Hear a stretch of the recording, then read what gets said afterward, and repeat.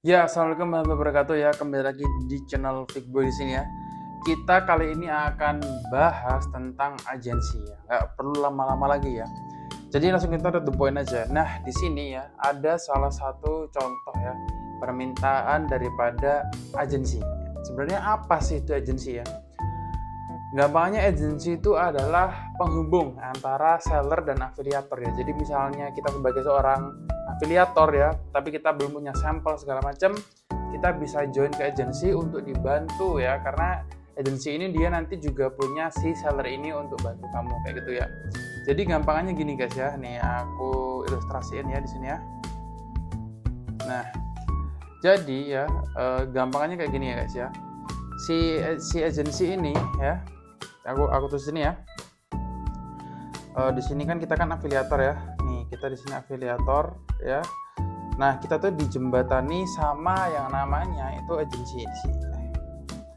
Nah, di sini itu ada juga seller ya.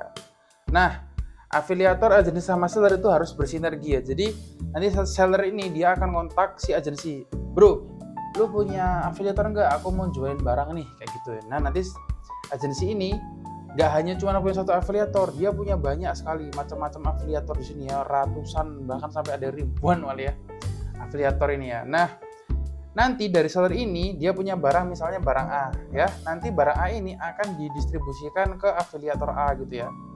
Nah, jadi barang A ini akan didistribusikan ke afiliator A, B, C dan lain sebagainya gitu. Nah, itulah fungsi dari agensi itu kayak gitu ya. Selain itu juga agensi itu ya bisa untuk membantu kita kalau ada pelanggaran atau misalnya ada campaign-campaign apa yang itu bisa membantu kita. Oke?